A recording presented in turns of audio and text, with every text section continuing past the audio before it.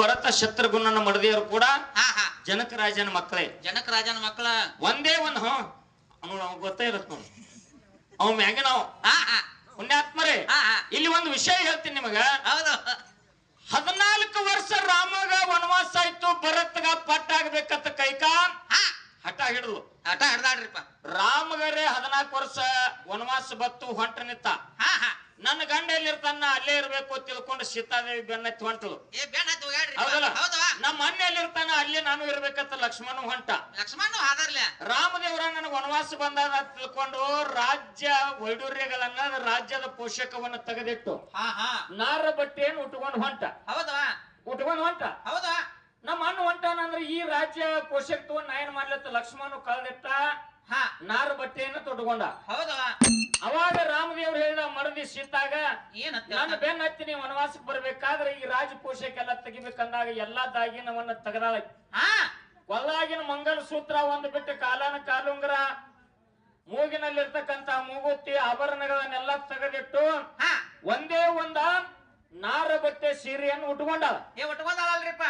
ಲಕ್ಷಗ್ರಿ ಮಾತ ಹಾ ಒಂದೇ ಒಂದು ನಾರು ಬಟ್ಟಿ ಸೀರೆಯನ್ನು ಉಟ್ಕೊಂಡು ರಾಮನ ಬೆನ್ನ ಹತ್ತಿ ಹೋಗ್ಯಾಳ. ಏ ಹೋಗ್ಯಾಡ್ರಿಪ್ಪ. ಮಹಾರಾಷ್ಟ್ರ ರಾಜ್ಯ ನಾಸಿಕ್ ತಾಲೂಕು ಗೋದಾವರಿ ನದಿ ದಂಡಿ ಮೇಲೆ ಪಂಚವಟ್ಟಿಯಲ್ಲಿ ಹಾ ರಾವಣಾಸುರ ಭಾವ ಆಗಿ ಬಂದು ಭಿಕ್ಷಾ ಬೇಡು ನೆವ ಮಾಡಿ ಹಾ ಸೀತಾದೇವಿನ ತಗೊಂಡು ಹೋಗಾಕ ಬಂದ. ಏ ಬಂದಾಡ್ರಿಪ್ಪ. ಪುಷ್ಪಕ ವಿಮಾನದೊಳಗ ಸೀತಾನ ತಗೊಂಡು ಹೋಗುವಾಗ ಹಾ ನನ್ನ ರಾಮ ಈ ವಸ್ತುಗಳನ್ನ ನೋಡಿ ಗುರ್ತಾ ಹಿಡ್ಕೊಂಡು ಬರ್ಲಿತ್ತು. ಒಂದೊಂದು ವಸ್ತುಗಳು ಒಕ್ಕೋತ್ ಹೋಗ್ಯಾವ ಅಂತೇಳಿ ವಾಲ್ಮೀಕಿ ರಾಮಾಯಣದಾಗ ಬರ್ದೈತಿ. ಯಾ ಅಯೋಧ್ಯೆ ಪಟ್ಟಣದಾಗ್ರಿ ಎಲ್ಲವೂ ಆಭರಣಗಳನ್ನು ತೆಗೆದಿಟ್ಟು ಬಂದಾಳ. ತಗದಿಟ್ಟು ಬಂದಾಳ. ಕೊಲ್ಲಾಗಿನ ತಾಳಿ ಒಂದು ಬಿಟ್ಟು ಯಾವ ಆಭರಣ ತಂದಿಲ್ಲ. ತಂದಿಲ್ರಿಪ್ಪ.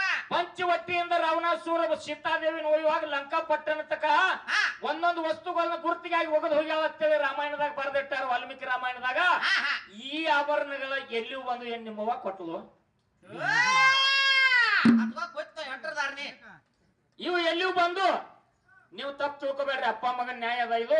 ನಾವು ಜಗಳಾಡುದ್ರಿಂದ ಇದು ಧರ್ಮ ರಕ್ಷಣೆ ಆಗ್ಬೇಕು. ಹಾ ಹಾ ಅಯೋಧ್ಯೆ ಪಟ್ಟಣದೊಳಗೆ ಬಿಟ್ಟು ಬಂದಂತ ಆಭರಣಗಳು ಈ ಒಂದೊಂದು ಜಾಗಿಗೆ ಒಕ್ಕೊತ್ತು ಹೋಗ್ಯಾವ.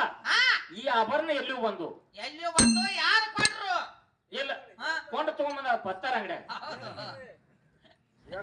ಅದಕ್ಕ ಎಲ್ಲರೂ ಶಾಂತ ರೀತಿಯಿಂದ ಹಾ ಕುಂತ ಕೇಳ್ರಿ ಅನ್ನುವಂತ ಮಾತನ್ನ ಹೇಳಿ ಹೇಳಿ ಎಲ್ಲರಿಗೂ ಶರಣು ಶರಣಾರ್ಥಿ.